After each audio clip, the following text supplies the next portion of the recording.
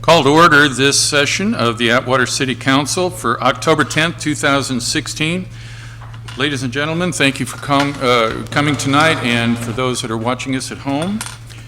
And if you would please all rise for the Pledge of Allegiance, followed by invocation by Chaplain Meade. I pledge allegiance to the flag of the United States of America and to the republic for which it stands, one nation, under God, indivisible, with liberty and justice for all. Father, we thank you for allowing us to gather here in these halls to do the business of the city of Atwater. We pray, Father, that the political turmoil that's going on within our country will not be displayed here, that we will be an example of a good way of running a government. Father, we thank you for those that serve on the city council, for our city manager, the city attorneys. Father, we thank you for all those that are here. Ask that you'll just watch over each and every one. Father, in Jesus' name, amen.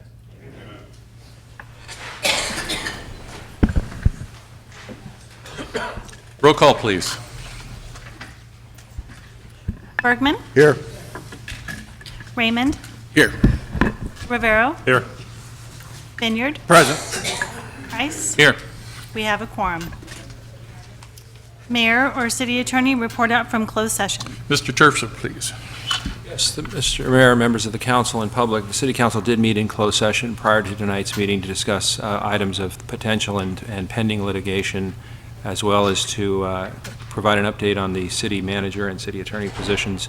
While council did give direction to staff, no reportable actions were taken.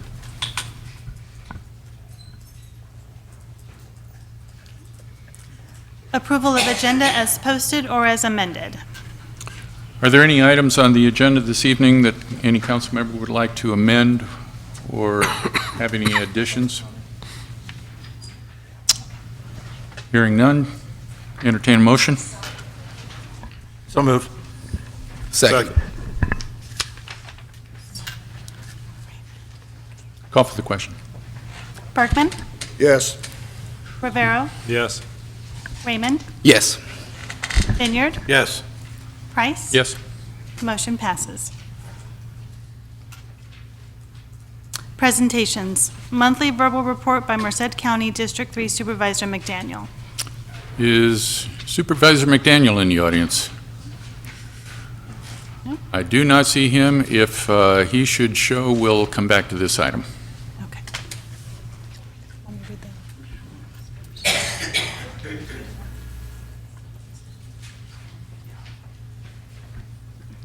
Comments from the public.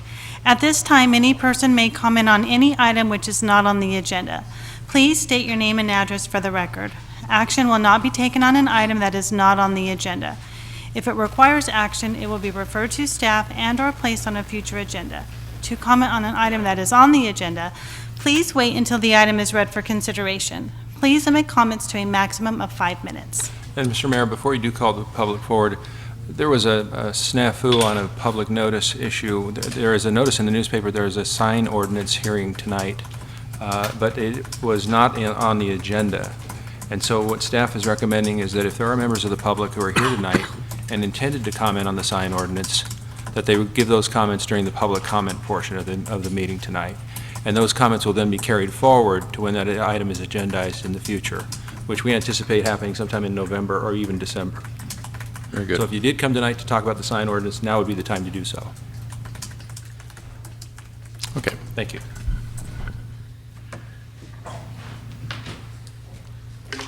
Good evening, Gary Bryce, 106 East Manzanita Drive. Mr. Mayor, City Council, I come to you, I've heard something and I would like to get some clarification on it. On our solar panels, I understand it's not in the contract that the company is going to clean those things. Right now, they're not putting out enough electricity, so we're buying from PG&E at a lesser price than the solar contract. I don't think we have the capabilities to clean these solar panels without destroying them, and I can't see having an $80,000 fire truck out there spraying them down. So like I said, this is what I heard, and I'd like to get some clarification on it at some time. Thank you, sir. Gary, they'll be here in 2 weeks to clean the panels. Pardon me? They'll be here in 2 weeks to clean the panels. Okay, well, I heard it wasn't in the contract. It's not on the contract, but they're coming out in 2 weeks. Okay. To clean the panels. And then they'll be here every 4 months after that. Thank you. There'll be an addendum to the contract when we're done. Thank you, sir. Appreciate that.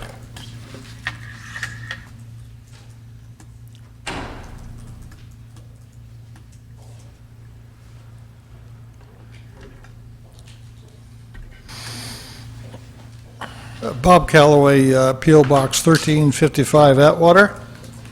A couple of comments on the Community Hall meeting that was last week. And good kudos and thank yous from me to the mayor, Jim Price, and Larry Bergman. I think they handled the questions that were asked regarding the police department and some of the things that were issues of not able to hire officers, et cetera, because of extenuating circumstances, and we don't have the quality people out there that we can choose from anymore, and our standards cannot be lowered, but I want to thank both the mayor and Larry for their support and how they handled that. On the other side of the coin, I want to talk a little bit about a person by the name of Andy Krodik. And I'm quoting what he says here. I see my city going in a poop hole. I won't use the word that he used, but that's what he said. And I really do not appreciate his term of the word my when we're sitting here with over 27,000 citizens, which makes the city our city, the employees that work for the city, our city council, all our schools, the teachers, etc. This is our city, not him. I don't see no crown sitting on top of his head. And I really object to what he had to say about this. I often wonder sometimes when he makes contact with, or makes comments, why he doesn't go down and talk to the chief of police or the city manager and get the facts that are out there. The second thing I want to touch on is a comment that Councilman Raymond said, and he was saying something to the effect that a lot of cops will work in the department that has their back. I understand what that means. I don't know if the majority of our citizens do, but our officers already have had a 22% pay cut, and because of Measure H, that salary is being returned to these officers. And it's something that is a slow process, and hopefully we're either at that same level we had before the budget went south on us.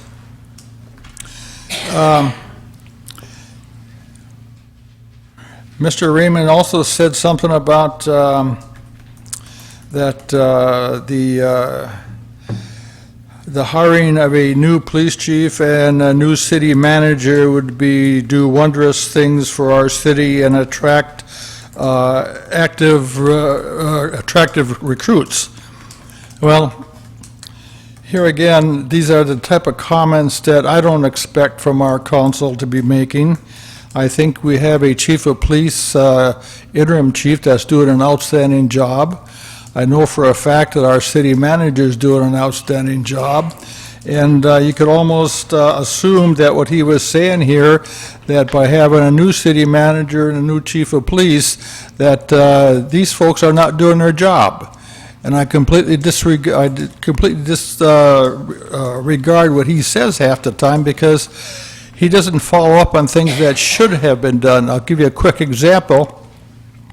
I understand he works for or with Andy Krodik at the realty office, and Andy was saying, well, things are not being done properly. We had an opportunity when it cost the city $40,000 to have a proposal that was submitted by our finance director and city manager, and we would have ended up saving a good number of dollars, probably to the tune of $500,000 versus $87,000. And Andy didn't say nothing about that, or let Mr. Raymond know, maybe that would be a good positive way to vote this past couple meetings ago. So anyway, that's my comments for today, and I'm a little bit disappointed with Andy and with Mr. Raymond. Thank you.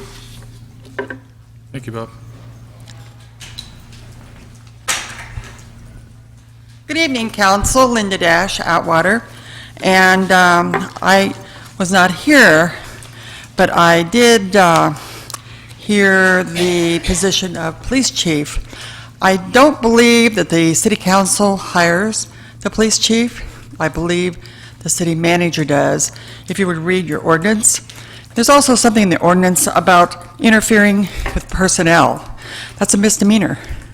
You can be fined and other things. So I think maybe after we get our 2 new council members seated, it would behoove the council if our city attorney or his representative would have a study session with the city council and brief them on the do's and don'ts of becoming involved in personnel.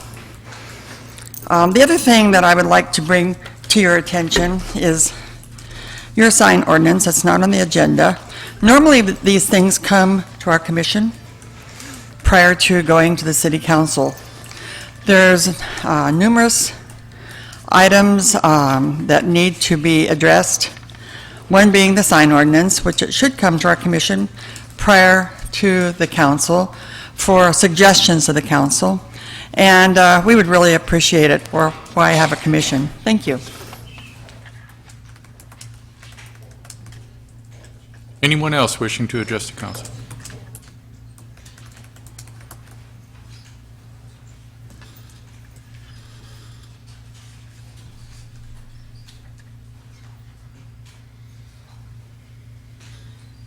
Mr. Raymond. I just want to let everyone know that I'll address those comments at the end. Please, sir. Frank Johnson, 608 13th Street, Modesto, California, president of the Stanislaus County NAACP.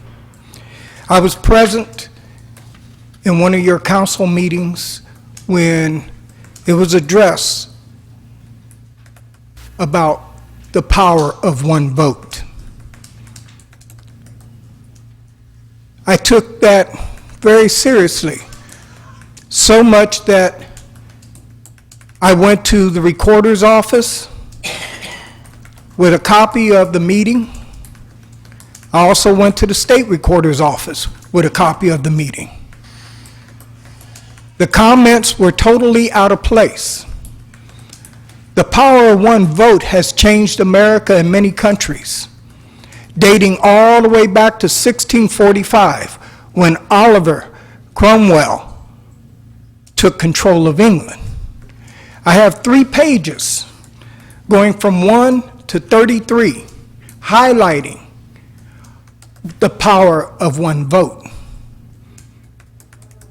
which leads into other issues. One that I thought I would see on the agenda in closed session that is not there. There's issues behind that one vote that can lead this city into some serious issues. I'm not going to elaborate. I'm sure everybody knows what I'm talking about. I'm going to let the city handle it, but I'm strongly urge that the citizens of this city understand that their one vote counts. Thank you. Thank you, Mr. Johnson.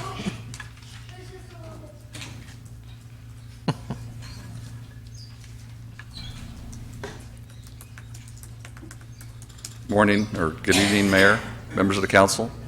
Andy Krodick, proud resident of Atwater. I want to start by saying to Mr. Rivero, thank you for your service. You and I always didn't agree, but I think you served and did what you believed was right, and I commend you for that. To the remarks earlier, probably could have used a better choice of some words, but make no mistake for Bob, I appreciate the fact that you were chief of police here. thank you for your service. As the city manager will tell you, the whole time we've known each other, I've been a champion of law enforcement. I think most people know that. And I went to a meeting convened by the mayor. It's a great idea. It's a chance to talk to your elected officials in a little more, less formal atmosphere. And I'm concerned, as you know, as law enforcement across this nation has taken it on the chin. People don't want to be law enforcement officers anymore because of what they see on TV, and I get that. It's just, I have a concern that at one point, this city had 36 sworn officers. You had one on each side of Juniper, and you had a supervisor roving back and forth. It was 3-0 staffing, and we're nowhere near that. And I was trying to convey the importance of doing the three things that the chief, who's doing a great job, told me. I said, Chief, what do you need? And the chief said, I need more officers, I need better pay, and I need better units. So that was, I did do my homework, Bob. And I'm just as passionate about the police department as Linda Dash is, you know. And so I hope you have a plan. I'd like to thank those at the meeting who agreed that we need a plan. We only have 24 officers. I think we have more than that, but I think with medicals and all that, it's scary. There's some nights that you have one person on duty. And again, this was meant to be in a private area, because I don't want to tell the bad guys what's going on, but you know, today, absentee ballots got mailed out. And all across the county. Today, they went out. And so when you're looking at who you're going to elect, and we have 3 good people running for Atwater seats. I don't know the fourth gentleman refused to take a meeting with me. But, you know, if public safety is a concern like it is to me, you know, then do your homework. Who's got a plan? And again, thank you for those who supported the statements. Probably pulled a Trumpism, could have used a better word, but don't confuse a wrong word with anything to do with passion or conviction. I'm here to help. You know, I got asked one time to go get some signatures to save 4 police officer jobs, and I got 1,000 signatures in 3 hours. You know, I'm here to help. As the first thing, when Chief Joseph got appointed, and he will tell you, I texted him the first day and I said, I'm here, Chief. Is there anything you need? I'll have your back. I'll go get those signatures. I'll go do what I have to do, because it's that important to me. And I'm sure it's that important to a lot of folks. As saying it's my city, it's not my city, it's our city. And I do live in the city limits, Bob, you don't. But I know you love the city as much as I do, and I appreciate that. So again, to the council and the chief of police, I'm here to help. Thank you.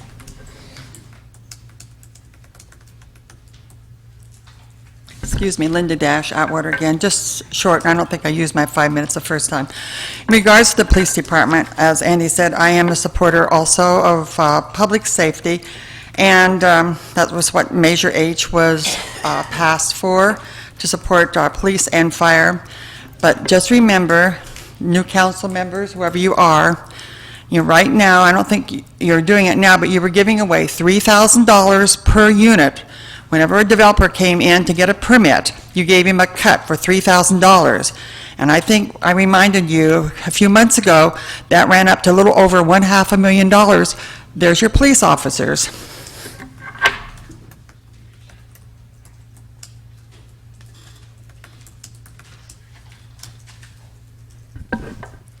Eric Lee, 1199 Atwater Boulevard.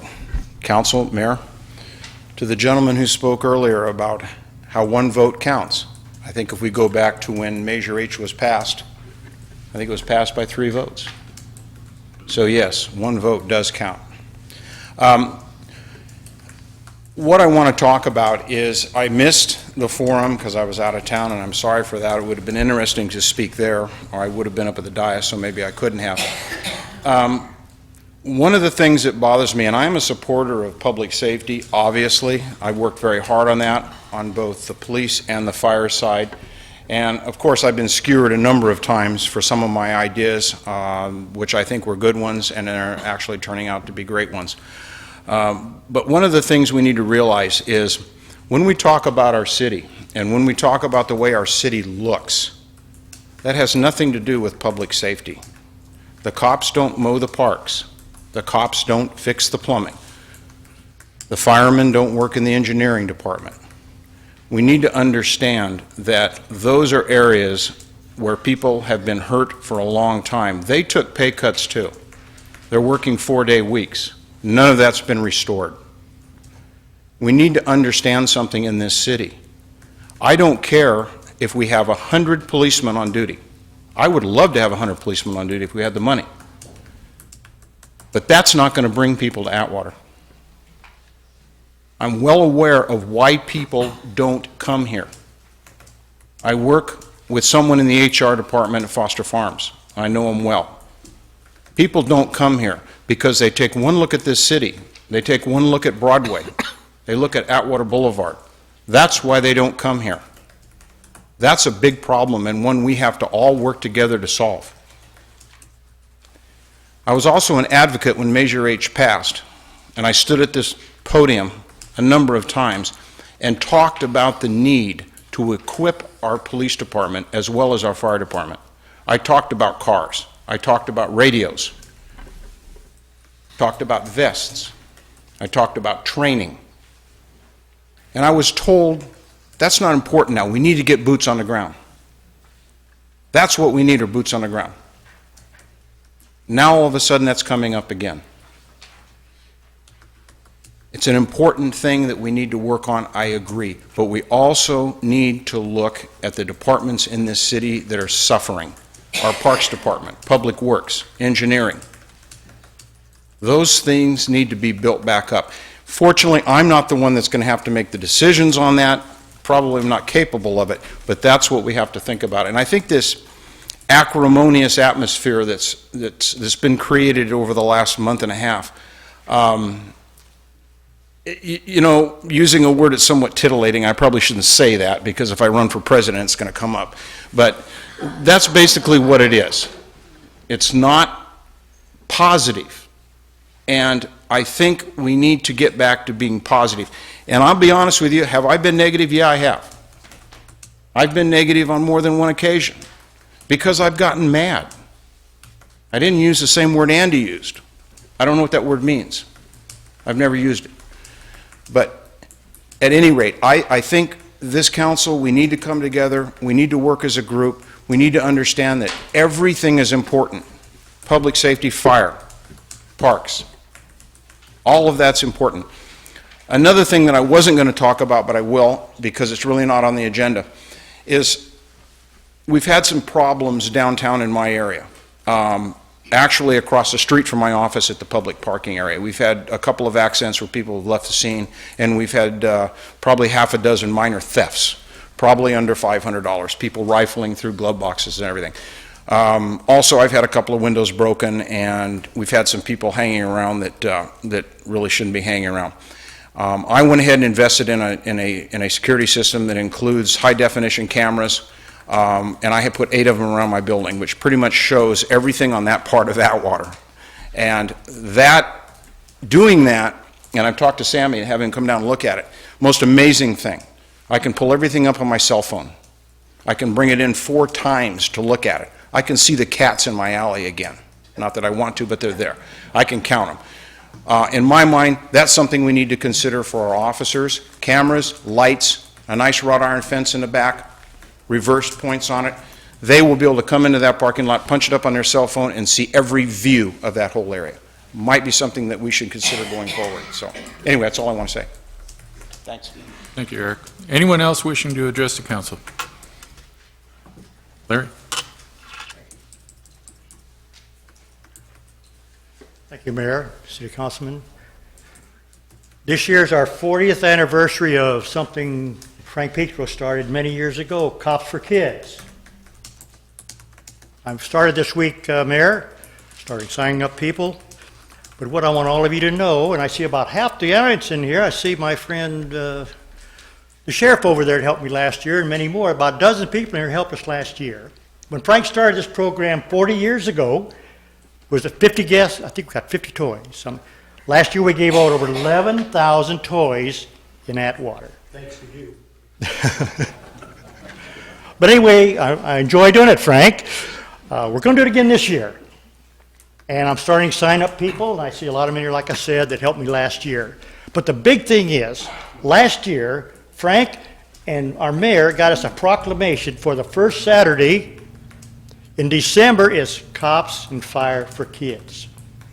Now, if you missed it last year, you missed a wonderful event.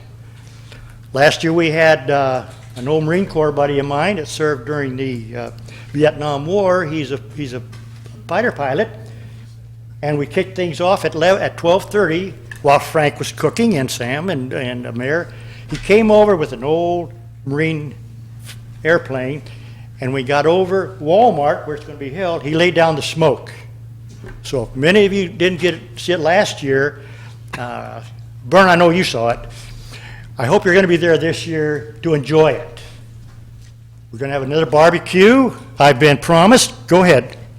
Actually, it was Mayor Pro Tem who did the cooking, because you would all died if I did the cooking. So we have to thank Larry for that, and we have to thank Brad Kessler for all his... Oh, you got to get hold of Brad. So anyway, I'm starting to sign up. We need all the help. We went from 50 toys, like I said, to over 11,000, and hopefully give out more this year. So if anybody wants to help, give me a call or see me.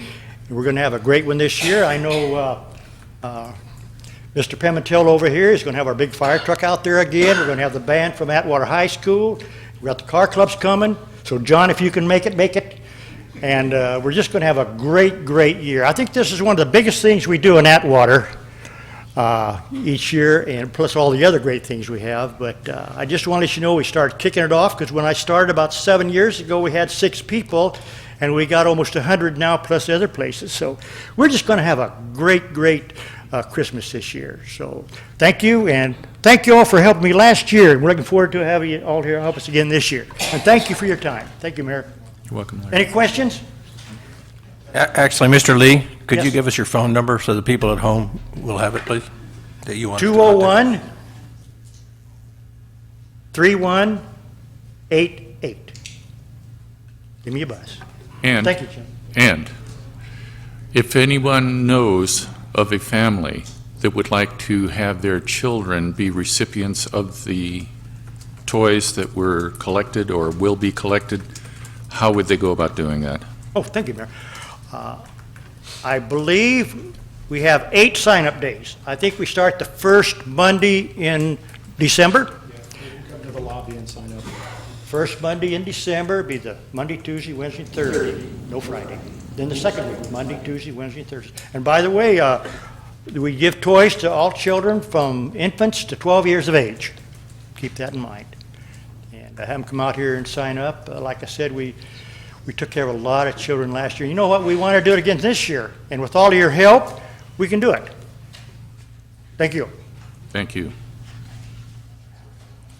Anyone else wishing to address the city council at this time? Yes, sir.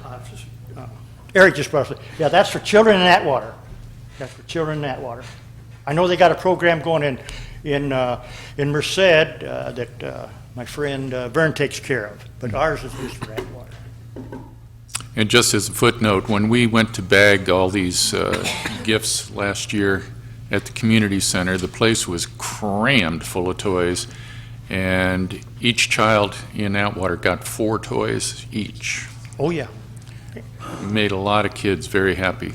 So it's a very, very worthwhile project, and hopefully you'll get on board with it. Tell Robin I'll be giving her a call. You just did.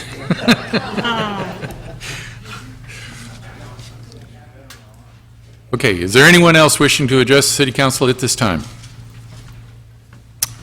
Seeing none, we'll move on to the next agenda item. Consent calendar. Background information has been provided on all matters listed under the consent calendar, and these items are considered to be routine. All items under the consent calendar are normally approved by one motion. If discussion is requested on any item, that item will be removed from the consent calendar for separate action. Are there any items on the consent calendar that any member of the council would like to remove for separate consideration? I would like to remove item number 8.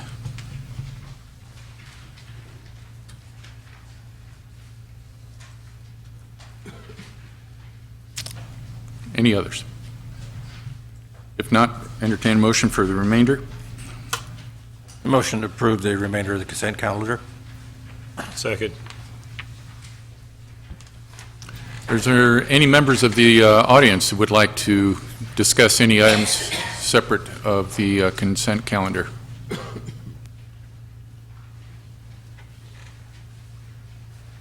Don Heiler. It would be number 3, and it really doesn't probably need much discussion, but I'm just curious what the procedure is, why this did not come before the CDRC, and what is the procedure? So should this come to the CDRC, then the City Council, or is it going City Council, CDRC, back to the City Council?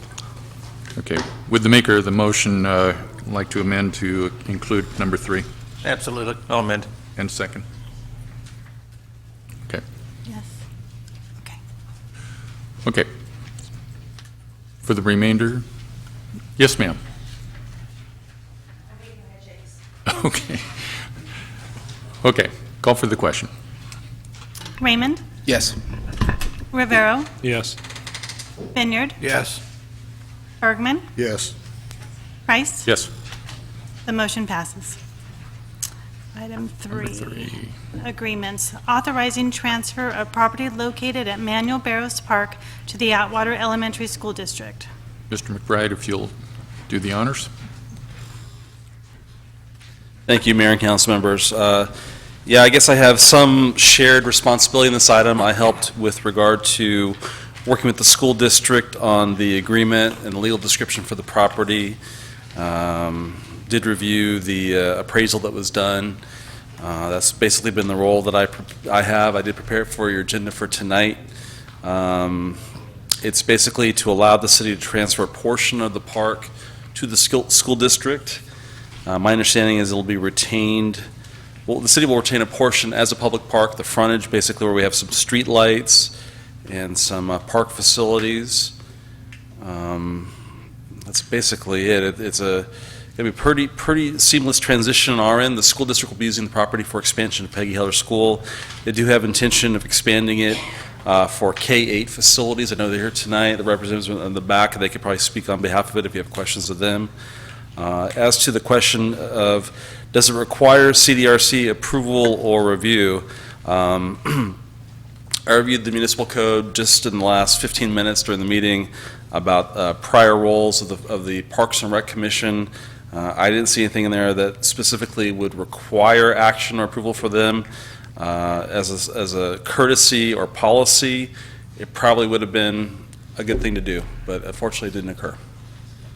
And that's with regard to going to the CDRC for their input on this item. Just to quickly add to that, if it had been a transfer to a private individual or private party, the city council might have had to look at a little bit more procedure requirements, in as much as this is a transfer between two public agencies, both for the public benefit. And because it is exempt by virtue of being a public transaction, it's exempt from the Subdivision Map Act. Staff felt that it was appropriate coming directly to the council. Again, as a good form to send it to the CDRC in the future, maybe that's something that we could look at. And certainly the CDRC can opine on that as they see fit. So, but we're comfortable moving ahead. Okay. Is there anyone else wishing to speak to this agenda item?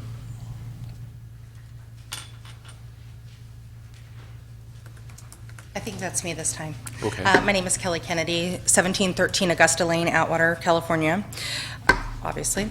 I just wanted to step forward tonight and talk to you about my concerns with regards to the transfer of this park. I've been reading some of the transcripts from the Atwater Elementary School District, and I was also there at their last meeting when they announced that it had already been negotiated, the sale of this park had already been negotiated, and the city of Atwater used their funds to pay Thomas Wilkins an appraisal fee without it being brought before the citizens of Atwater, without it being approved through the city council. They just made the assumption that they could sell the park and everybody will say, yeah, it's no problem. I'm concerned, we can't tell the city of Atwater Elementary School District how to spend their money, but it concerns me at their last meeting it was brought to the public's attention that they're planning to spend $4 to $6 million on an extension of this junior high school for 80 children. On the lower end, that's $50,000 per child. They hired a consulting firm to advise them where the next school needed to be built, and the consulting firm came back and said that the school needed to be built off of Avenue 1. I understand the school district's argument that they don't have enough money in the funds to build an entire school from the ground up, all the infrastructure. They don't have the funds for that. They said it'll take about $36 million to do that.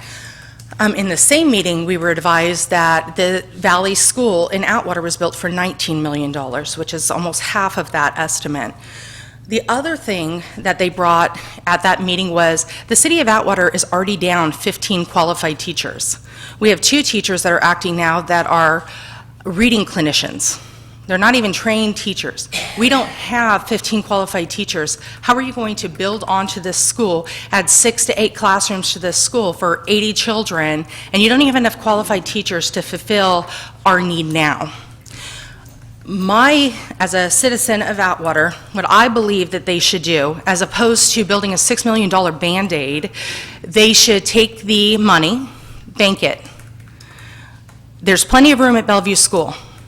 Their board member in a meeting 2 years ago said that her people in the Peggy Heller district have paid more than enough money for their school or for their homes. Therefore, their children shouldn't have to attend school in a lesser quality area, i.e. Bellevue School. That's disappointing to me, considering the board member of the Atwater Elementary School District are the ones that are responsible for helping us build better schools. So if Bellevue School is not good enough for their child, make it better. You don't get to take private funds or public funds and build a private school for your children. The question was, well, if you don't want your children to go to Bellevue, why don't you have them go to Mitchell? Oh, well, that's too overcrowded for my child. Well, what about my child who's sitting in the back who attends Thomas Alita School? You're not investing $50,000 into his education just for him. So why should a select area of our community where your consultant said it shouldn't even be built get an $4 to $6 million school, $50,000 a head per child?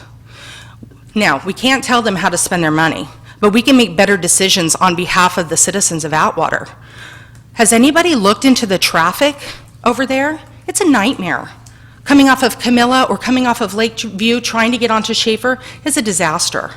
There's no parking allowed on Lakeview, so therefore they're parking in residential neighborhoods. There are children with autistic children. You have a police officer who has a severely autistic child that lives there. What happens when the train comes through and mom or dad have to get to work in Merced and the train has blocked that up? What are they going to use? They're going to use the side streets, they're going to use Channel, they're going to use Manzanita to find any way that they can to get out of that neighborhood, and you have children walking through that school. What they should do, in my opinion, is bump out Bellevue School. They already have the infrastructure built. Take Schaefer, straight down the city of Atwater, one end to the other. Anybody east now goes to Bellevue. It's not a problem. If you don't want your child to go to Bellevue, you request an inter-district transfer, and your child goes to Mitchell. We should not be selling our parks to help with the negligent spending on their end. If they insist, which I've heard, it can only happen at Peggy Heller. Why is that? We have plenty of room at Schaefer. There's plenty of room at Eileen Coburn where we don't have to purchase a city park to build an addition on there. You want to build a $6 million Band-Aid.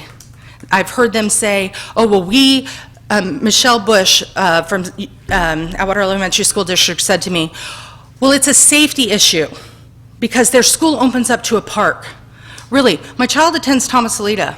He plays on a jungle gym every single day that's 18 feet from a road where they drive anywhere between 35 and 50 miles an hour on that road. That's a safety hazard. They want to build a $6 million wall. A $6 million wall is what they're asking for, and there's only one entrance or exit to that school. If somebody comes from the other end, there's not even an exit road. A $6 million wall is what they're asking for. They want to build a private school with public funds for 80 students. Thank you very much for your comments. Okay. Council, any comments? I'd like to defer this item and send it back and send it to the CDRC for consideration and evaluation with recommendation to come back to the City Council. I'll put that in the form of a motion. Second. Is there any other comments or questions to this particular item? If not, call for the question. Oh, I'm sorry, Mr. Rivera. Yes, thank you, Mr. Mayor. As it was stated, you don't need to send it back to the CDRC. It's not required. It's not really even expected. And sometimes that looks like a shuffling of just, let's send it back and we'll wait for a recommendation, and therefore I can not stand on my own and make the decision, but then you put it on the CDRC to make it. So, no, I think we should make the decision now, but that's my feeling.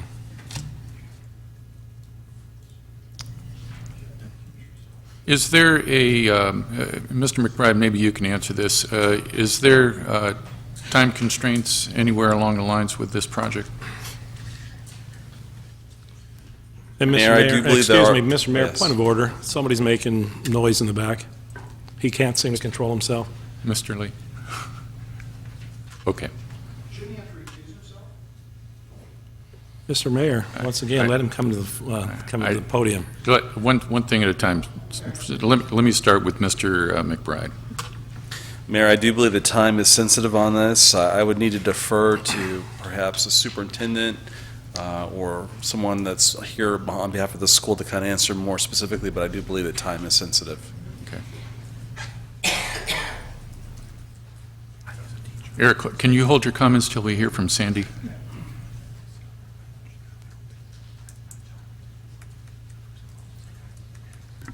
Good evening, Mayor and City Council.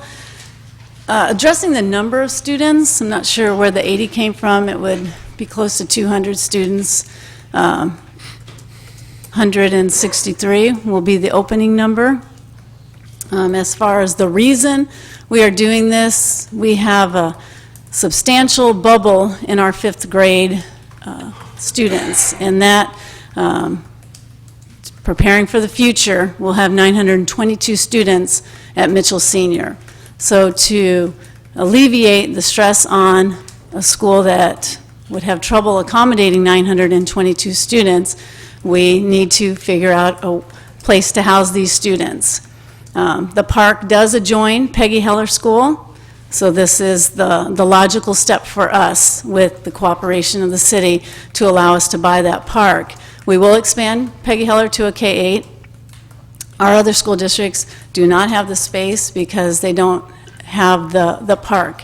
Whenever you're looking at building a middle school, you need 12 to 15 acres, allowing us to have the almost 5 acres at with Manuel Barrios Park.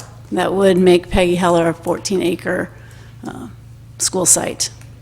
The sole reason is to keep Mitchell Senior at a rate, at an enrollment where we can meet the needs of a population of students who are growing and maturing and have high needs. Small community school populations, research is out there. The smaller you can keep your schools, the more you can reach the needs of our students. Okay. I'm happy to answer any questions. Any questions for Sandy? As far as a time constraint, yes, we are on a time constraint. We have some major construction. Our plan is to do this in 2 phases. Phase 1 would be a 6-wing classroom. We will not be hiring a lot of staff. The idea is to move Mitchell Senior students and staff over to Peggy Heller. Again, alleviating the stress and the enrollment at Mitchell Senior. Okay. Okay. Mr. Bryce, your next CDRC meeting is on the 19th, is that not correct? If we were to have this agendized at CDRC and come back to our meeting on the 24th, is that still within the time You know, the question was, is why weren't we included, at least for information? What we're going to delay here is for another week, send it to CRDC. We're an advisory group. All we do is going to advise you guys of what the final decision we've come up with. Comes back to you. Now, all we're going to do is delay this. You know, you're working on a time-sensitive issue here. I don't see the necessity of referring this back to us. Like I said, my main question is why we weren't consulted in the first place. That's it. Okay. Thank you. And you heard the attorney's explanation of that with respect to the legal side of that. Are we unclear on Yes. that portion? Okay. Don? I'm the one that, I echo that. Sitting on this, I was just asking for the procedure as to going forward. Okay. So we don't want to waste time with this. There's no sense in bringing it to us and then sending it back to you guys. Very well, then. In that case, well, Mr. Raymond. I just had a quick question for Dr. Schreiber. We've spoken on the phone a couple times regarding this. I was over there in that area Sunday, and the park was it was full. Is the public still going to have access to the park?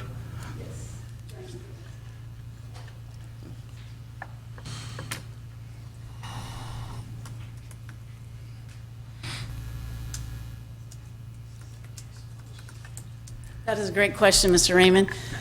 I've been superintendent for 3 years, my 4th year, and the goal is to make our schools public entities again. There's no reason our school sites are not open to the public. It's our opinion, and most of the staff at Peggy Heller, this is going to add to what Manuel Barrios Park is. We plan to not do any disrespect to Mr. Barrios, Manuel. We will use his name on some part of that school, but as far as a facility with now another gym in our town, 2 soccer fields, right now we have 1 there, and a good solid baseball field. So I think it will enhance what we have now.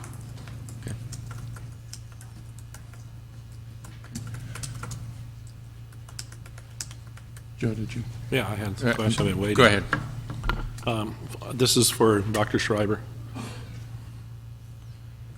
Okay, there's a couple of things too, and the public may not be, all the public may not be aware of this, but I mean, at one time that was a K-8 school. That's Is that correct? correct. And so, and it wasn't Dr. Schreiber that changed it. There was another superintendent that decided not to, with the outcry of the public in the area saying, no, we don't want to have it changed. And so, in fact, I even think Jeff Denham came out and spoke out against the change. And so what you're doing is, in effect, placing it back in what it was meant for originally, to have it at K-8. So That's a great point, because there are families that live in that area that bought homes because Peggy Heller was a K-8, and, due to budget constraints, that's why they went to a K-6. At the time, that was a good decision by the district, but we have an opportunity now to make it what it was and do it right.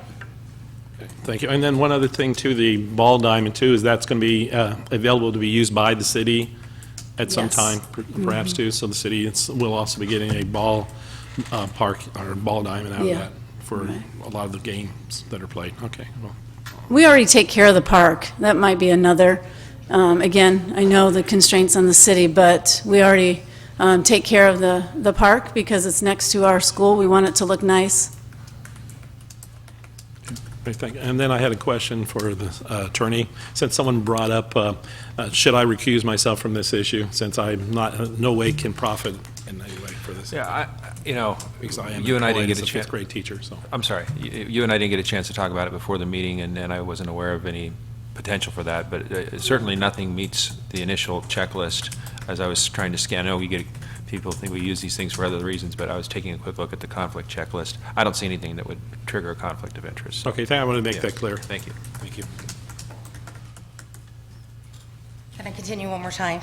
Sorry. Well, you've had a little over 5 minutes, so do you have new information that can be quickly? Okay. I'm just countering what Mrs. Schreiber said. There are two things that are of concern to me. One, she says she's not certain where the number of 80 came from. The number of 80 came from their board meeting that they had the last time. Ms. Levesque did a presentation. It was going to be 80 children starting the school, and by 2020, it was 124. That is the numbers that they presented to to the community at their board meeting. Also, Ms. Schreiber had expressed concern that the children at Mitchell, because it was so overpopulated, that they weren't able to participate in different sport activities, nor were they able to participate in different clubs. My concern is, how are the children at Peggy Heller going to be able to benefit when you build this new gym, when they're not even going to have a large enough population to be able to participate?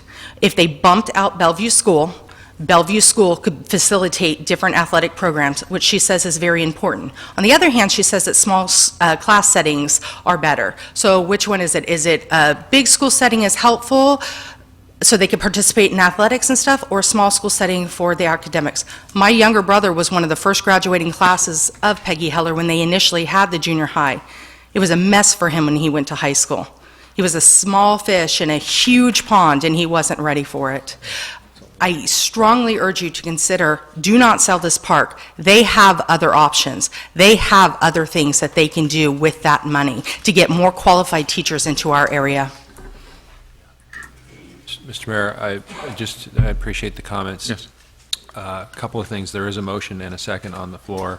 Secondly, the wisdom of selling the site to or the school district acquiring the site, and whether they need it or not, is really not before the council tonight. Really, what's in front of you is to authorize the documents that have been prepared in connection with the sale. So there is a motion and a second. I just would encourage the council now to take action after any questions have been answered. I would, being the maker of the motion, the thrust of what I was trying to accomplish was to give consideration for agendizing to the CDRC. Mm-hmm. I'm willing to withdraw my motion for that at this time. Okay. So then we would be taking action on agenda item number 3. All right. So is that 3? Is there anyone who would like to make a motion to this? I'll make a motion to transfer the property located at Manuel Barris Park to the Atwater Elementary School District. Second.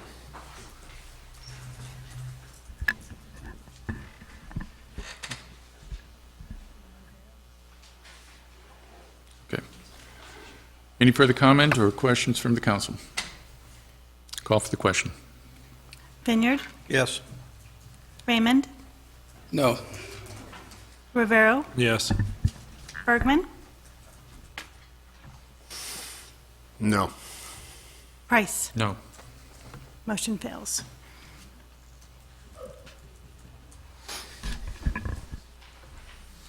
Okay. Yeah. Okay, number 8 is informational item, Police Department activities and projects for the month of September 2016.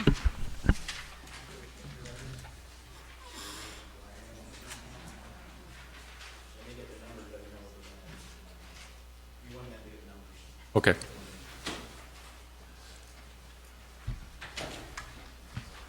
It would be a slightly out of order, but we could take the next agenda item if you'd like to.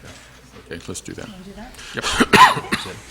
Number 12. City Attorney reports and updates. Verbal update regarding mobile home park conversions. I think my associate, Megan Belair, did a good job last time of summarizing the pros and cons and the city's availability of using a conversion ordinance for mobile home parks. So unless there are questions on that, I will move on to the item that was a follow-up item, which was whether CUP conditions, conditional use permit conditions, could be modified for a park that's been in existence here. First of all, this property was in the county, and it was used as a mobile home park in the county.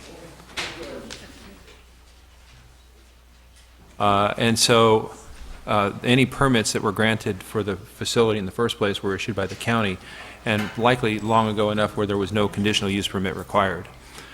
Secondly, as a existing use in the county, when it was annexed into the city, it was annexed with vested rights. In other words, They have rights that are vested and cannot be altered absent some extreme circumstances. So it's our advice that there are no conditions or requirements that could be modified at this time, and that the best course of action remains for the City Council to look at the whole issue of mobile home parks, the need for affordable housing for all segments of the community, including seniors, and to evaluate policies and goals in the new general plan update that might achieve that objective as we move forward. But there are no steps, immediate steps, that the council can take in that regard.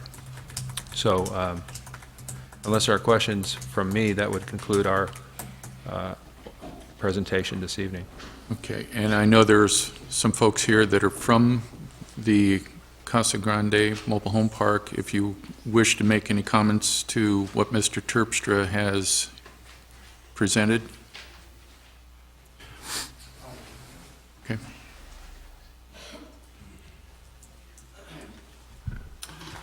Hello, my name is John Young. I'm reside at 133 Seville Court in Rancho Grande Mobile Home Park here in Atwater. I'm kind of disappointed that this action was being taken. It seems to me that there is some action that could have been taken at some point. City Council has known about this since last May when the meeting was, and many of you were at that meeting. The only thing I'm seeing here is that we are going to eventually, within the next 2 years, probably evict. I won't be manager. They've let me go because I spoke in favor of my residents. But I think we're going to see quite a number of people living on Social Security only who cannot afford to go anywhere else. So you're going to lose some citizens. That's going to happen. It's going to happen. And you're going to get higher crime rate because we're going to have more families moving in here with teenagers and so on and so forth. There's going to be more problems for the city and for the police department. So that's my opinion. I think something could have been done. So we'll see what else can happen. Maybe we'll take some other action somewhere else. Thank you. Thank you, sir.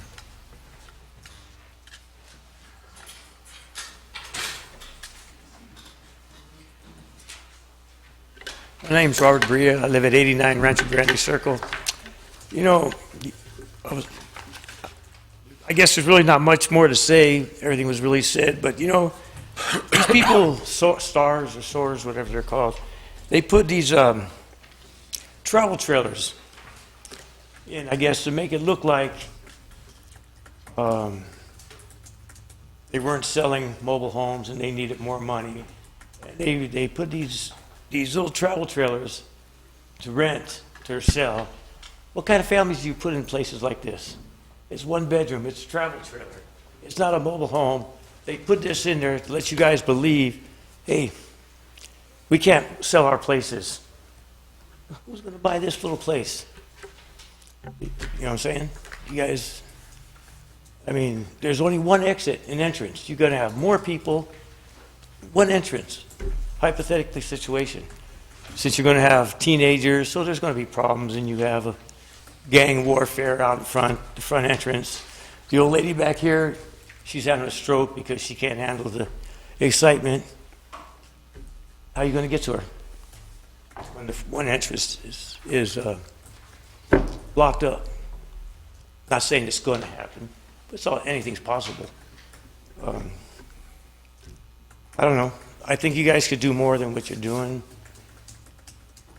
Who's going to make these laws if there's no laws to be changed? There's got to be something. You have veterans that serve, that live there, that fought in the military. Where are they going to go? They're retired. They bought them places to retire at. These are people that fought for your freedom. You know, you got people here. You're going to have all these young kids running around. You have a lot of seniors in their 70s and 80s and even in their 90s. They can't handle little kids running around, running through their properties. There's no fences. You know, when they start having, you know, you all have parents. You know. So I wish there was something more you guys can do for us. But the law, I guess, is the law. I guess we have to go by the laws of this community. Thank you. Thank you. Mr. Rivera? Yes. He brings up a point, too, about travel trailers there. Now, it's a mobile home park, and I know that if you have a travel trailer, you can't keep in front of your yard after so long of a time period, and some people complained about that. I know at one time when they were leaving it there too long. So do we not have something that covers travel trailers, and are they out of compliance right now by having travel trailers rather than mobile homes? And in that case, then we need to make sure we're up on it. So, Mr. Terpstra? Yeah, that would be something that is new to me, but we would need to take a look at that from a staff standpoint, because, and whether the remedy is with the city or whether it's with the folks in the park, because the use of travel trailers in a mobile home park is not something I'm familiar with at this point. We would have to take a look at it. because I know if they're a mobile home, it's like a home, and when people park the travel trailers in front of their homes, they had so long a period. I know some people were hounded a long time ago, so I don't see how a corporation is any different than if there's a home site and they have a travel trailer, something needs to be done about that as well. Definitely something we can look at. Okay. They haven't even put awnings up. Excuse me, can I have that place on the agenda? Something that we can do about that too, or any other violations that are out there? We can take a look at that and put it on the agenda. Okay, thank you. Thank you. They haven't even put awnings up. They've been there 6 months. Like they're not even meant to sell those. They were to deceive you that, hey, these places can't be rented. This is what I see. You know? We'll make that part of the inquiry. Thank you. Anyone else wishing to speak to this item? With those, Mr. Mayor, we'll move forward. Right. Thank you. Thanks. Chief Joseph? Thank you, Mr. Mayor, members of the council. This is the calls for service and agenda for September of 2016. For the city of Atwater, as you see before you in the sheet you probably have, we had 205 citations, 197 bookings. We had part 2 crimes, 174, thefts, 54. We had 32 traffic collisions. We had 24 assaults. We had 13 vehicle thefts. We had 12 registered sex offenders. Regarding that details. Our notable incidents for September, on the 9th of September, officers responded to a 300 block of High Street regarding a family disturbance in the process. Upon arrival, officers located a suspect matching the description at the 1500 block of High Street. During the contact with the suspect, officers located a knife resembling a firearm and possession of methamphetamine paraphernalia. Subject was arrested. On the 8th of September, officers observed a male subject in the area of Nashua Street attempted to conceal himself from the officers. Upon contact with the suspect, officers found the suspect to be in possession of methamphetamine, very common, paraphernalia, and having a felony warrant for his arrest. Subject was arrested and booked. On the 3rd of September, officers responded to the 1800 block of Woodland Hills regarding a physical domestic altercation in progress. Upon arrival, officers placed the primary aggressor under arrest and confiscated a loaded AK-47 assault rifle that was loaded. Subject was arrested and booked for the above charges. On September 4th, the Atwater Police Department conducted a DUI driver's license checkpoint. As a result of this, we had 1 DUI arrest, we had 1 hit-and-run suspect arrested, we had 13 unlicensed drivers, we had 4 suspended revoked drivers. We had 3 warrant arrests, a total of 23 arrests with 6 towed vehicles. On the 4th of September, at approximately 7:42 in the evening, Atwater Police Officer Crane attempted to stop a vehicle for speeding after observing the vehicle traveling at a high rate of speed on Mitchell and Willow. Officer Crane momentarily lost sight of the vehicle. A gray Honda, however, located the vehicle on Whitway and Drakeley. The vehicle made several attempts evading Officer Crane by making sudden and random turns before pulling onto the front yard of the 400 block of Broadway Avenue, where the driver was voluntarily surrendered and arrested. And those are the cases that we have on that. I wanted you to, Chief Petro. Chief, you recently provided some stats to me in regards to crimes. Are we up or down in the city? We're down.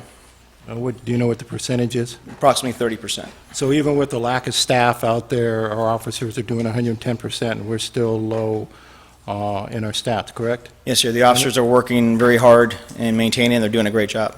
Mr. Crota brought up an item where we have 1 officer working. I hope that's not the fact. Officer, say it again, sir. Mr. Krodak brought up the information that he had that there was only one officer working at a time. Please tell me that's not true. No, that's not true. We're on a 3-12 system, and we have one supervisor with 3 officers per shift for 12 hours on average. Sometimes we have a rover shift, but we have injuries right now. That would be a cover shift. We'd have 4. Okay, thanks. And if you would also, there's been a lot of talk about recruitment for new officers here, and as I stated at the town hall, this has been an ongoing process since I took the seat. Could you just kind of enlighten where that process goes and how we compare and compete with other departments? Sure. Well, when you test for an agency, I've been a post-certified instructor for the academies for over 18 years. In fact, I was Mr. Raymond's instructor when he was in the academy. What we have here is we have an issue of competition. It's the budget, it's pay. A lot of agencies, the Merced County Sheriffs will attest to it as well. We're all in the same boat.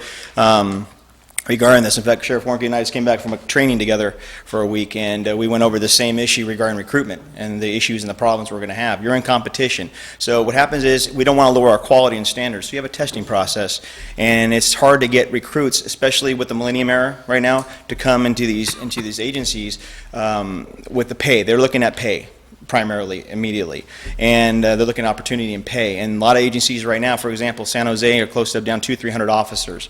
Fresno County Sheriffs, I don't know how many, Sheriff Warnke's down quite a few. How many right now? 15 right now. Fresno County Sheriffs, Fresno Police Department are down, and they're probably over 50, 60 at that time. So you're competing with these various agencies which are very close. Merced Police Department Sheriff, Mr. Andrade was going over with us in the training, how they're down trying to recruit and sponsor. So the process is, we don't want to lower our standards. We've had like over 20 applicants in the past. We just had a testing, and we got down to the final 2. Well, one of them didn't pass the final test. We have one that passed, and he's in his final stages of doing a medical. He graduates from the academy in November. So we're hoping to get him going. We're going to reopen the test, and the city manager, Petro, allowed me to open the testing again to see if we can get more recruits to come in. I have officers going to different various academies. I got one going to Delta College coming up with trying to get some recruits going on over there. Yeah, I just want to let the public know that this is not something we're just resting on our laurels here. This is a very serious thing amongst all the departments. And I know Sheriff Warnke, and he looks to be coming to the mic here. I know that his department has been woefully short of deputies here for quite some time. And to Sheriff Warnke's credit, he even gets out on the street every now and then. So he's hands-on just like everybody else. What I wanted to emphasize with the chief here also is we have agencies 1 hour in each direction from us. Modesto Police Department is offering a $15,000 sign-on bonus, $10,000 when they get hired, and after 5 years they get another $5,000. Fresno Police Department has got a $10,000 sign-on bonus. These are the areas that we're competing with. The issue that we have is right by Lake Yosemite called UC Merced. I got 4 or 5 of my officers right now are applying for that agency, and it's almost half again as much as what we're paying as a deputy sheriff. So the problem is very real. It's like you said, we can't lower our standards. We just went through 28 interviews. Maybe 6 of them, maybe 6, are going to be doing backgrounds, and we'll probably get 2 out of that. These guys are coming with admitted histories of selling, using, stealing cars. That's my guy. Oh, okay, got that one there. So the pool that we're being able to draw from, both for the city of Atwater and the county of Merced, is horrible, absolutely horrible. So, ladies and gentlemen, when we're talking about this isn't, and then what I'm going to be talking about a little bit later should scare the bejeebies out of you. So anyway, I wanted to support the chief on letting you folks know on what we've got in either area. So. Thank you, Sheriff. Just to kind of go over one thing here. We're getting several people that want to come here. I've had over 15 laterals that want to come to our agency. As soon as Chief Petro, we took over here and he put us in here. They've been calling and want to come over here. The problem you have also, and I don't know if Sheriff Warnke, we have what they call 3% of 50. It's a retirement system. A lot of people don't understand that. The state has changed to 2.57% at 57. So these recruits that want to come, all these talented officers that want to come here, they want to come right now and work right now. The problem is they have to give up that 3% or 50 retirement at their agency and take the lower rate. They're not going to do it because they take a hit on it. And the new AV people coming out are getting these offers. And as an academy instructor, you see it in the academies. It's like a training day type thing. They'll come in there and they'll make a deal with another officer and take that badge off and mail that badge. And the sheriff knows they'll take that badge and mail it to that agency. Say thank you very much. We just took your recruit. It's like a baseball, like a scouting type thing. It's coming down to that thing because San Jose Police Department, for example, my best friend works over there. He's a sergeant over there in training. They used to be able to hire and put 50 or 60 in an academy at one time. They couldn't even get an academy class over 20. So they had to stop doing their academy class and sponsor through outside things. And they're down almost 300 officers.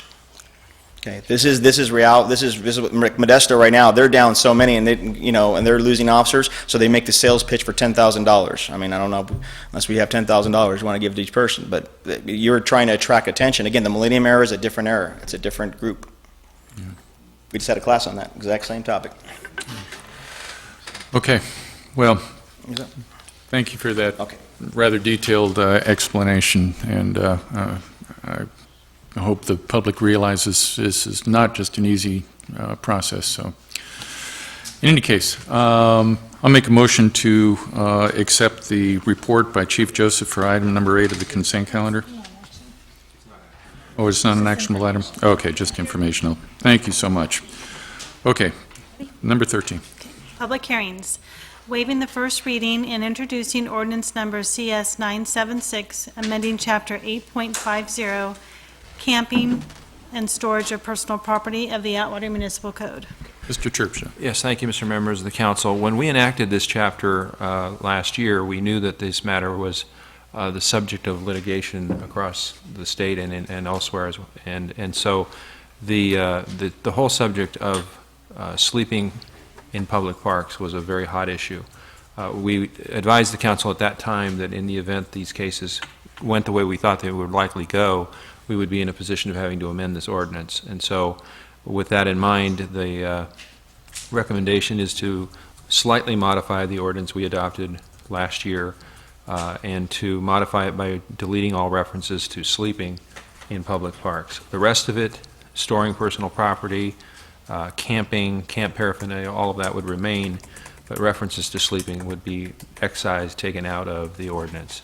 And that would be our recommendation tonight, and to waive the first reading and introduce the ordinance to that effect. Okay.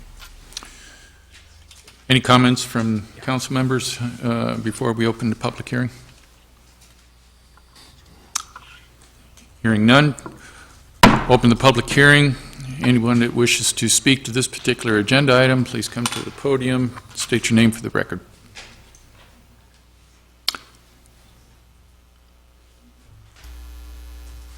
Quick question. I call him the zebra van. I'm not sure what the gentleman is over at Ralston Park. The parking that is on-street parking, is that considered part of the park?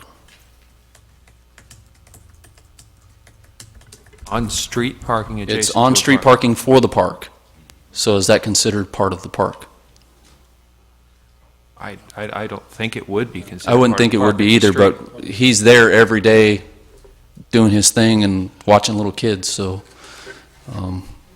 I know it's a police issue, but I think the but PD if he's parking there and sleeping overnight, I'm just trying to figure out if this is. Yeah, it wouldn't be covered under this ordinance, but it Okay. would be something the police department could address. Okay. Because it is definitely camping.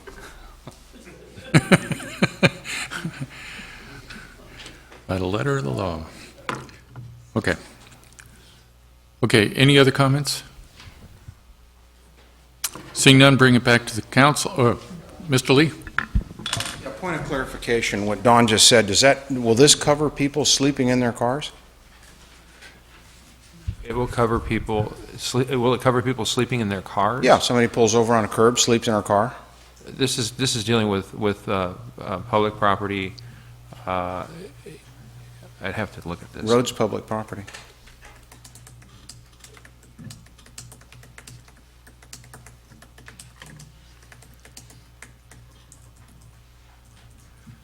It could, because it addresses streets, medians, traffic islands, and the like.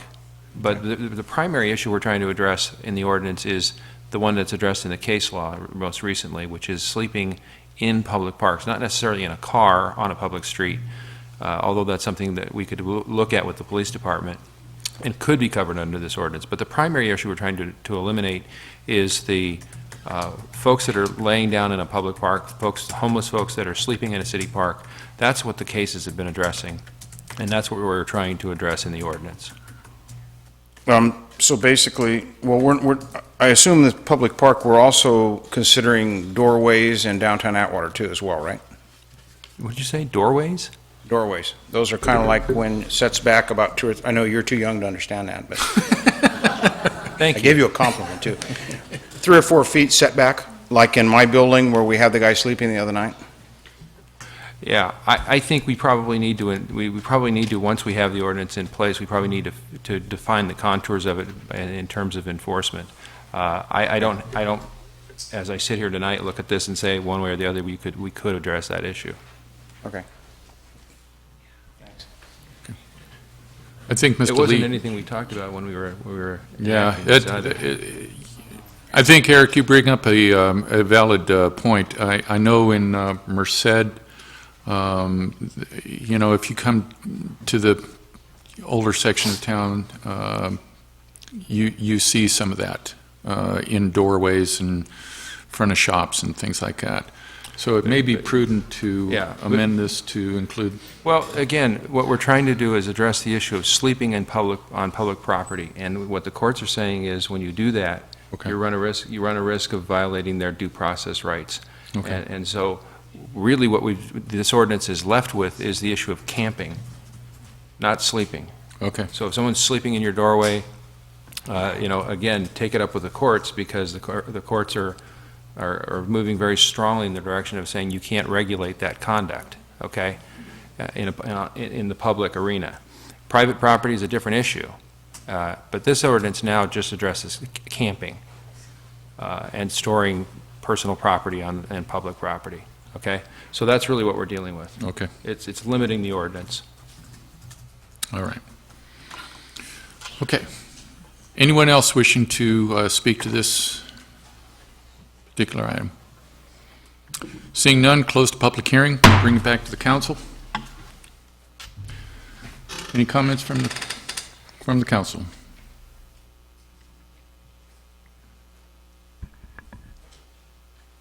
Move to approve staff's recommendation as presented. Second. Mr. Vineyard. I was going to make the motion. Oh, okay. Okay. Without any further comments, call for the question. Bergman, Yes. Raymond, Yes. Vineyard, Yes. Rivero, Yes. Price. Yes. The motion passes. Reports and presentations from staff. Approving city-operated tow yard at Corporation Yard and authorizing Measure H funds for site improvements. Chief Joseph. Yes, I want to first make a correction. That was a typo error on the general, when it comes to the Measure H fund. It's not coming out of the Measure H fund, it's coming out of the general fund, so that was a typo on that. You saved one of my questions. Thank you very much. Great. I'm sure I did on that one. I saw that myself and I kind of freaked out. This is approving city-operated tow yard at Corporation Yard and authorizing general fund for site improvements. And I'm just going to read this brief stuff. If you have any questions, I'll go over with you. Adopting resolution number 2924-16, approving city-operated tow yard at the city corporation yard and authorizing the use of general funds to improve the location. And then the analysis, the study we did, and you have it in front of you, basically overall, an average of 8,000 drivers was definitely or possibly driving with an invalid license or no license, or had an undetermined license status. Nearly 7,000 drivers involved in fatal crashes have their license suspended or revoked previously. Annually, 4,000 persons are killed in collisions in California. 330,000 persons are injured in collisions. More than 20% of the drivers involved in these collisions are not licensed to drive. A driver with a suspended license is 4 times more likely to be involved in a fatal collision. California has 20 million licensed drivers. 720,000 licenses have been suspended or revoked. An estimated 1 million drivers today are driving without even having a license ever been issued. In 2015, in our study, with that, when it comes to our stats, 296 citations were issued for unlicensed drivers, 205 for suspended or revoked drivers. Currently, the city has received, currently, as we impound cars, so when we take a car and we store it, we store the car for 30 days. That's under the California Vehicle Code section. As a result of that, currently, the city receives $295 from each 30-day storage impound from a tow companies. No funds are received when vehicles are released prior to 30 days or sold by lien. Currently, the current average tow rates collected by tow companies are as follows. Vehicle tow fees are between $120 and $180. Storage fees between $1,500 to $1,800. Lien sales fees are $70, which is a total of between $1,800 to $2,000. Projected revenue as a result of the plan we have here regarding our own tow yard, a vehicle tow fee will be $180, storage fee is $1,500, which is $50 per day, lien process fee of $70, a subtotal of $1,750, and the city administrative fee of $209. That would be almost nearly $2,000 per car going.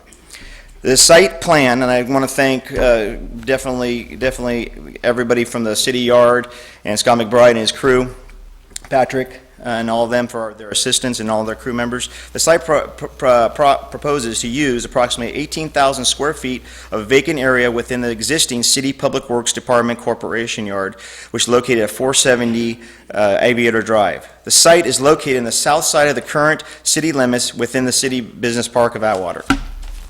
The tow yard would be able to store approximately 42 vehicles at a maximum capacity.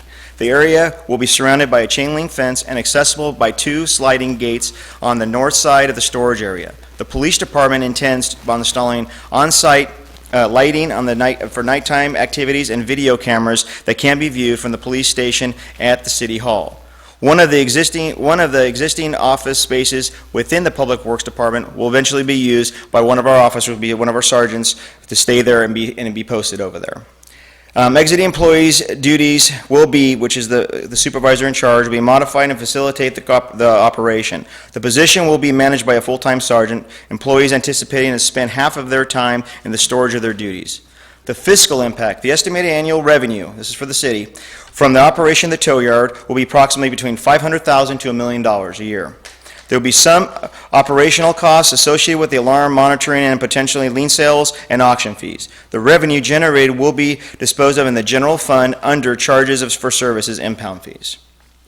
And that is it. Unless you have any question. Well, one of the questions that I know that was raised in the planning of this was the reaction from the tow companies. Can you elaborate on that? I already spoke to our current contract of tow companies and went over with them. They understand what's happening and they understand why. We haven't had much of a debate yet. I have to go, and once we finalize it, I'm going to have one more meeting with all the companies we currently contract with. Yeah, my understanding is their initial reaction was as long as they can still get the tows. Sure, because they'll still get their some of their funds on it, and they understand. I'm telling you, I've spoken to some of them. They understand. I mean, they're not happy, obviously, because the money's not going to be all theirs, but they understand what we're going through and what we have to do. Yeah, I understand. Any questions from the council for Chief Joseph? Mr. Rivera. Yes, just for the public's view, how much per vehicle is it going to cost to impound them per day? It's $50 a day. $50 a day, and there's no other additional fees to that? Well, that's the fees went over here. For example, the vehicle tow fee is $180. The storage fee is $1,500, $50 per day. Lien sale fee is $70, which is a subtotal of $1,750. City administration fee is $209, which totals $1,959. So if it goes in for 50 days, it's in there for 30 days. It's in there for 30 days. Yes. Now, my only concern is is this going to be for somebody's arrested for drunken driving? Okay. Now, what about people they're driving down the road, car goes out, they're having a hard time with money, car goes out, and is that going to get towed to the tow yard too? You mean under? Yeah, I mean, are they going to be ticketed and towed to the tow yard? If they're placed under arrest for unlicensed drivers, suspended, or revoked drivers, yes, they'll be. Only if they're placed under arrest? Yes. Okay, so that's why I wanted to know the difference. Oh, yes. Okay, then a vehicle that's soft and no. ticketed. Okay. That'd be great, but no. Okay, well. Money in the general fund. All right, thank you. So once you reach capacity, and let's just say the vehicles are not being picked up and moved out of there to make room for others? And that's when we're in the we're going to do a process and contact a lien sale company, and then we're going to expedite on when we're coming to that conclusion when the vehicle is not going to be released. We're going to be in the process of getting these lien sales done and getting our cars out of there to replace them with other cars. Okay. That was the only one concern that I was thinking. Yeah, that, no, we don't want to. Scott and I, we went over that thing with the room, the amount of the space we'll have, and we realistically through our statistics and stuff, we kind of were prepared for that one. Okay.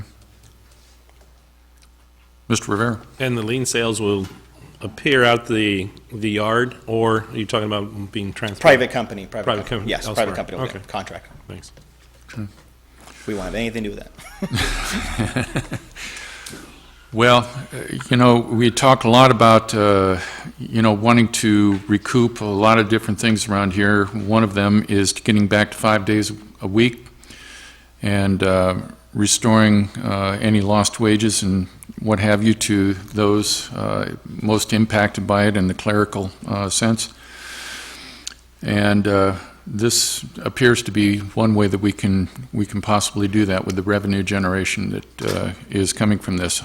I also see where we could possibly also benefit with our parks and possibly start putting some money towards them so that people can take a little more pride in how those parks look and how the city in general could look. I don't want to see us get into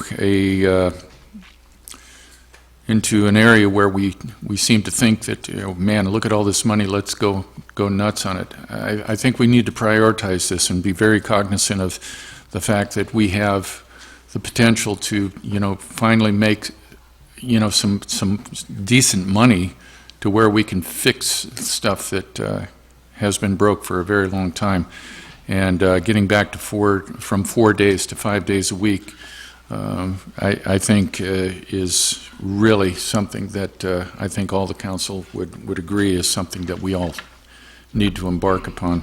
So I want to thank you for this, because I was privileged to sit within a meeting of the department heads and made the comment that rather than start looking at more ways to cut, that we look at ways for revenue generation, and this was one that you brought to me, and I commend you for having that foresight and to bring it here so that we can do something with this. And I'm sure there'll be some bumps along the way in the first months or two that we get this thing implemented. But I think once the bugs are worked out of it and everything, I think this is going to be a good revenue generator for the city, and we'll all be beneficiary of those revenues. So thanks very much for that. Thank you, sir. Any comments from the council? Questions for Chief Joseph? If not, entertain a motion. Mr. Bergman. Move to approve with the wording change from Measure H to general funds. Second. Okay. All right. Call for the question. Raymond? Yes. Vineyard? Yes. Bergman? Yes. Rivero? Yes. Price? Yes. The motion passes. Approving First Amendment to the promissory note between Luis Naranjo Villalobos and the successor agency to the Atwater Redevelopment Agency. Good evening, Mayor, council members. This action tonight, you're being asked to consider it basically as you change your hat to the successory agency. You're basically acting at the capacity to wind down the affairs of the former Atwater Redevelopment Point of Agency. order.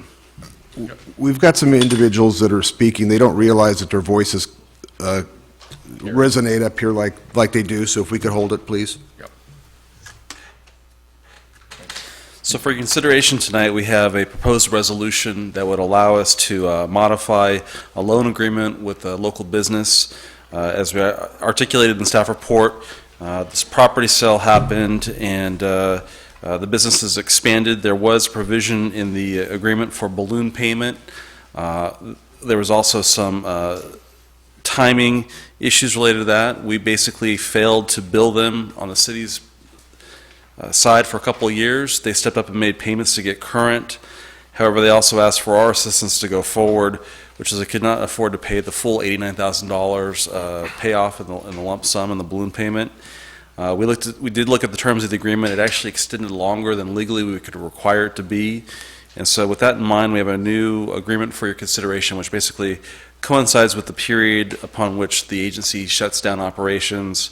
It provides for full payoff, and it basically eliminates the balloon payment. Just keep in mind, too, that this action item does require approval also of the Oversight Board, which we've agendized for their consideration. We will be agendizing for their consideration next Monday at their scheduled meeting, but it has to come to you first for your input on it, and then be going to them for the final approval. And then ultimately, it also has to go to the State Department of Finance for their authorization as well. The action allows you kind of to address the issues that we have with this loan. It supports a local business that's doing very well in the community. It made an investment at a very busy intersection. Obviously, they were extremely impacted for a long period as we did construction in that area, but they're doing better in the community, and we're recommending that you take action tonight to approve this soon so we can take it forward. Comments for Mr. McBride. Mr. Vineyard. Mr. McBride, just to make sure the public's aware, we're not losing any money if we modify this. We're still going to collect the same amount of money. That's correct. As if we hadn't stumbled in the first place. That's correct. Thank you. And that the balloon payment is eliminated. Yes. That's always a good thing, too. Okay. Any other comments from the council? Entertain motion. So moved. Second. Call for the question. Rivero. Yes. Raymond. Yes. Bergman. Yes. Vineyard. Yes. Price. Yes. The motion passes. Verbal update regarding public safety CFD compared to Mello-Roos CFD 1-90 and maintenance districts. Mayor, council, members of the public here, we wanted to just kind of provide a little bit of an oversight over this issue. Tax bills have come out recently. Our department's getting a lot of inquiries on a daily basis. There's some confusion about what they see on the tax bill. We have not done anything to manipulate it and create changes from what we've been doing, but I think there's just some misunderstanding about some of the terminology and what the funds are used for. As you're all aware, as well as the community, we did have what's called a Mello-Roos district, or CFD 190. CFD stands for Community Facilities District. And that CFD 190 was established well before this council and most of us here in the audience. It was to repay for basically developer responsibility, infrastructure costs that they passed on to the homeowners. As you know, for many years, there was a levy against the properties that went to pay off the debt. CFD 190 has been paid off. There's no more debt on it. I think the confusion is that people are seeing a CFD for public safety in the tax rolls, and they're coming in and talking to my staff, perhaps talking to you, saying, there's a problem. CFD is not paid off. You said it was paid off, but it isn't. No, there's a difference between them. The public safety CFD was formed, I believe, in 2004. It was formed basically in response to an inequity we have in the tax sharing agreement with Merced County. It was created to kind of make up the difference for what it would cost to provide for public safety services. And so we have this assessment now only in certain areas, the ones that were post-annexed when that agreement was in effect, to pay for public safety. In the brief summary we did for you tonight, we just had a little summary by the specific areas. It's basically Mellow Ranch, America West, Jacobs Track, Atwater South, and Meadowview Estates. Those are the only ones right now that are paying into this public safety CFD. For this year, the total for all the assessments is about $448,000, and that comes straight back to the city to provide public safety services. So again, I just want to clear up that the public safety CFD is formed under the same laws as previously Mello-Roos or CFD 190 was, except that this is specifically for public safety purposes. This is not a debt. This is for your ongoing use, ongoing needs for public safety. There seems to be some confusion also about maintenance districts. As you know, you play a big role in that every year as we talk about setting the annual levies for lighting and drainage and landscape maintenance. again, people are seeing that on their bill and they're getting confused. And so we just want to make sure that people understand those are for maintaining the specific facilities that you take action on. We have, because of surpluses and other reasons, in many cases, not even had levies on certain tax bills. We're trying to get balances down to where they're appropriate. In other cases, we've had to leverage what's required or allowed under the engineer's report, but we do a very thorough analysis every year to look at that. And then we have many different public meetings and public hearings when you participate to finally set those rates. So I think people are just confused a little bit about things when they see the tax bill. Kind of the purpose tonight was just explain that in general to you and hopefully create a dialogue. If you have any questions, please let me or my staff know so we can assist you and also those in the community. Okay. Any comments or questions from the council? If not, entertain a motion. No motion required, just a verbal update. No motion. Oh, it's just, I'm sorry. It's okay. City Council matters. Approving resolution opposing Proposition 57, the California Parole for Nonviolent Criminals and Juvenile Court Trial Requirements Initiative. Mr. Raymond, do you want to take this one? Yeah, this is something that I just can't believe our state's trying to do again. You know, we've dealt with AB 109, Proposition 47, and now Proposition 57. And so I was taking the initiative and writing a resolution myself opposing this when I spoke to Councilmember Brandow from Fresno, and he said that Chief Jerry Dyer and his attorneys actually wrote their own, so we should just take that. So which is what I did, and I immediately reached out to Councilmember Vineyard, who I'm proud to co-sponsor this with, having the same school of thought in the area, which I hope everyone does. I reached out to Chief Joseph and Sheriff Warnke and asked both of them to speak on this as well. This is Prop 47 on steroids, and I am glad to see crime down in the city of Atwater overall. That's great. It's a testament to our officers and the leadership that we have here right now. But across the state, crime is up, and this is only going to exacerbate the problem. So, Chief Warnke. Chief? I'm sorry. Well, of sorts. Sheriff Joseph, there we go. What Councilman Raymond had to say is, it's just the tip of the iceberg for what we're dealing with. Prop 57, ladies and gentlemen, should scare you to death. This isn't one of those things that we can, you know, Prop 47 was bad enough, and I got my own theory on why we've got our crime rate is down. I've talked to a lot of folks that have been burglarized, thefted, you know, they're not reporting the crime. So when they're not reporting the crimes, we don't get them in, and because there's nothing being done. When you take a $950 threshold under Prop 47, when they walk into somebody's business downtown and walk out with $940 worth of stuff under their arms, they get a citation and they're kicked out, and hopefully they'll show up to court. Prop 57 spells out, according to our governor in Sacramento, and I got to tell you, ladies and gentlemen, I've spent many hours literally sitting down with that man through the Sheriff's Association, and those are many hours I'll never see again. He doesn't want to listen, and he really does not understand the full ramifications, because what he has done is he has stated that only the violent offenders will be remaining in jail. What they didn't tell you is that they don't count their prior acts. So if they get arrested for burglary, it's not a violent crime, but if he's been in jail for rape or these others, they don't count those. Also, they've got a list in the penal code of what a violent crime is. And if it isn't on that list, they're kicked free. Okay? Folks, this is something that we as a community get geared up. You think it's wild now, it's going to get wild and it's going to get ugly.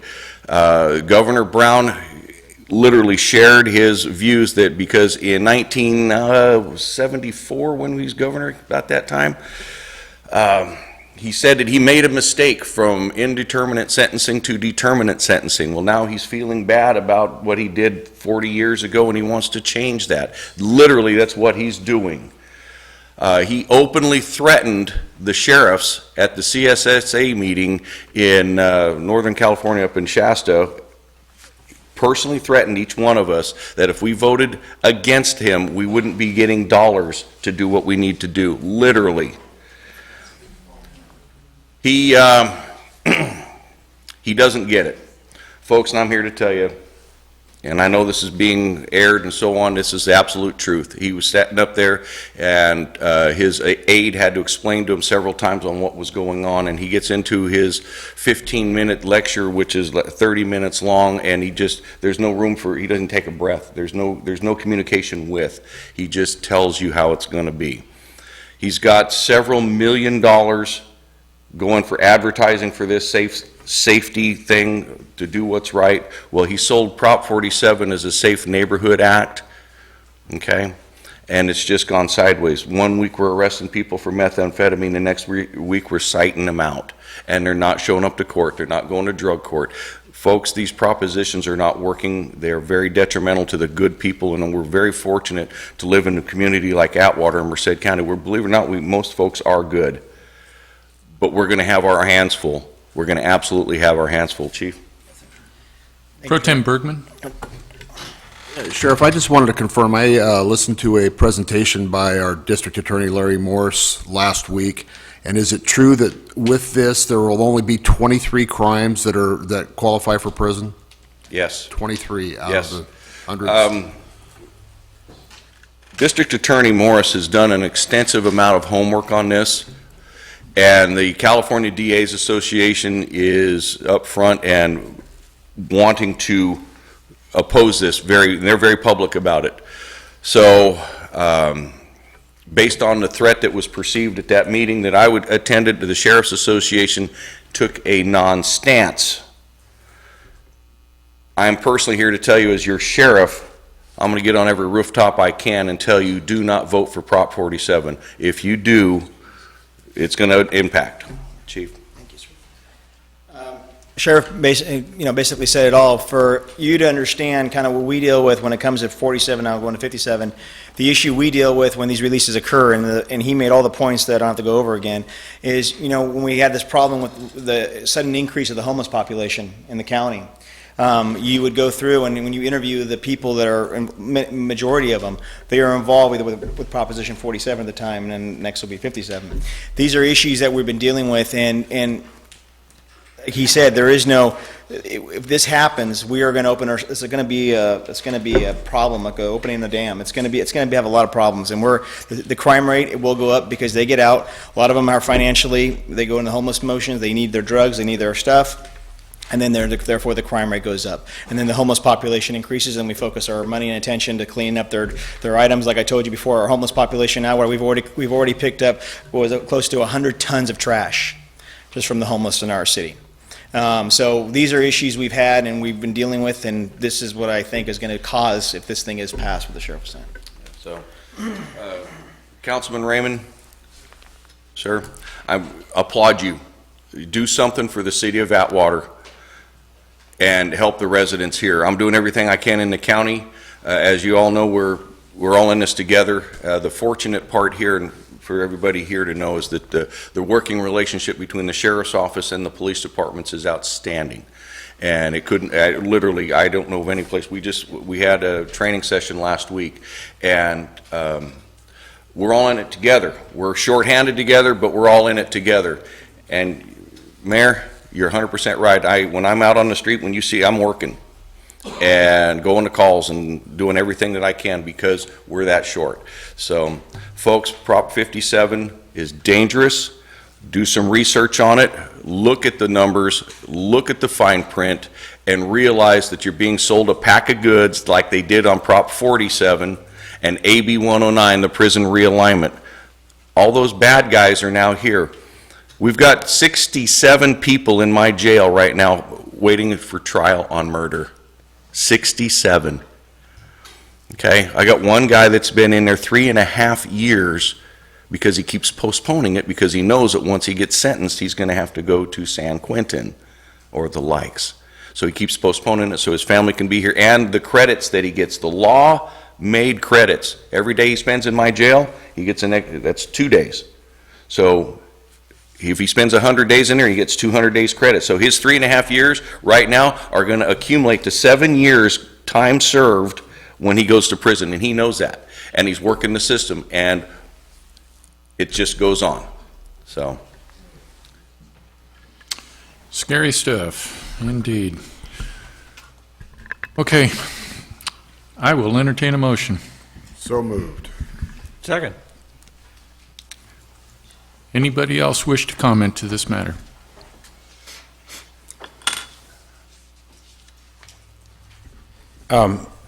I'll confirm what Vern said. We've had half a dozen incidents in my area, and I haven't talked to other business people. None of those were turned in. The people just said, why bother? It's $400 or $500, $600. Nothing's going to happen. So nothing was done. So yeah, a lot of crimes aren't being reported. And I agree 100%. I have no idea. I've met Jerry Brown. I've listened to him. I've talked to him. I have no idea where this came from. No rational human being could ever come up with something like this, because I'm not in law enforcement. It scared the hell out of me. So yeah, whatever we can do to put the word out there, you bet. I agree with it. Call for the question. Vineyard. Yes. Bergman. Yes. Rivero. Yes. Raymond. Yes. Price. Absolutely yes. The motion passes. City Council comments and requests for future agenda items. Mr. Vineyard. Oh, you miss me that much? You have to start with me? I want to thank Councilman Raymond for including me on that. It was being a retired law enforcement officer. You really got to look at things really close, and we got to protect our officers and everywhere, no matter where they're at. So I appreciate him including me on that. This month is Breast Cancer Awareness Month, the pink. So please remember that. I had a sister that survived. My wife had a sister that has a sister that survived. It's non-discriminatory.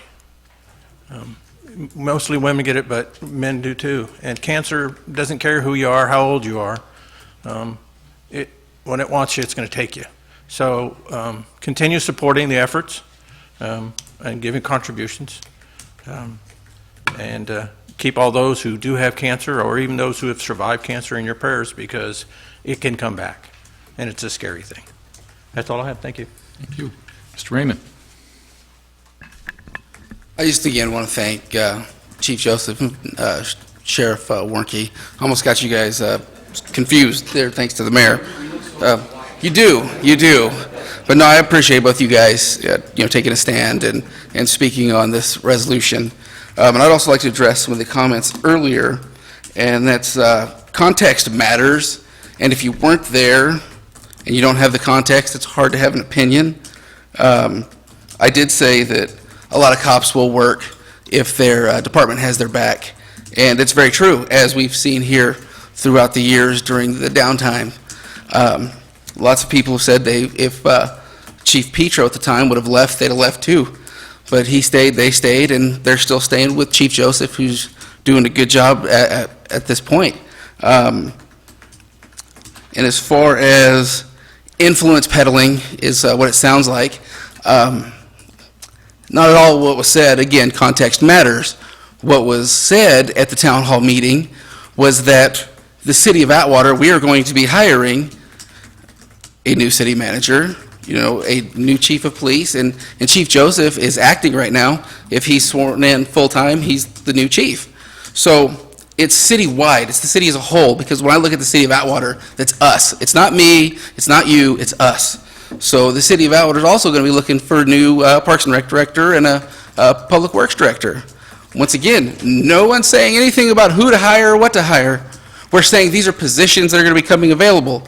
And with this, the city has a huge opportunity to grow. And I look forward to watching the city grow and progress. So, thank you. Mr. Rivera. Thank you, Mr. Mayor. I have a few things for the city manager, and I'll give those to you about replacing trees, painting done, and then also there's potholes that are all over. There's chunks of asphalt along First Street. If we can get those taken care of. One other thing, too, that we need to really look into the Applegate, going over the tracks, going towards the Applegate overpass. There's that divider there. And I saw something that was horrific. There was a big truck that didn't make the turn right. He came up over that thing, and he could not get off of it. Now, he's rushing to get away before any trains might come because his trailer's partway on the tracks. But that hump is too high. Once somebody does something like that, they're stuck. And he's barreling it, and it was quite a scene. Cars were getting him to back up and everything because he's barreling it to try to get over it. He could not get back over that once he was in it. So I think it presents a danger. I mean, I saw it, everybody else there saw this big rig barreling it, trying to get across the tracks and stuck, trying to get back over the hump. So that hump is pretty high. And I've seen also several times where the trucks are having a hard time to make that turn. So there's a potential catastrophe waiting to happen right there. So if we can look at something and maybe reducing the height of that or doing something. Okay, thank you. Mr. Bergman. Nothing to add this evening. Okay. Well, as was mentioned earlier, we did have a town hall this past Thursday, and I wish we could have had a few more people there, but we had a lively discussion on a wide variety of different matters. One that took some time of discussion was the matter of recycling, and I'm sure we'll have more information on that as it becomes available, but let's just say that there was a lot of points that were made, a lot of good points, and we'll be revisiting that here in the future. Wanted to also let the public know, and please, pay attention to this date, the 27th of this month. We are going to have a briefing that is centered around the construction project for Fruitland Avenue. But it also will involve funding matters. In particular, it's going to touch on, yes, Measure V, and how it would affect our streets and what goes on with respect to transportation issues. But it's designed to give a briefing on what the engineers have presented to us with respect to the repair and replacement of areas on Fruitland. Mr. McBride will be there along with our engineers, and it'll be an opportunity for everyone to see just exactly what's in the works for one of, if not the worst road that we have here within the city. So I encourage everyone to be there October 27th at 6 p.m. We'll be over at the community center. And I encourage you all to come by and see what's in store. And with that, I can't think of anything else right off the top of my head. So if there's any other afterthoughts from the council? Hearing none, I will thank everyone for watching this evening at home, and thank everyone for coming and attending our meeting here. At this time, meeting is adjourned.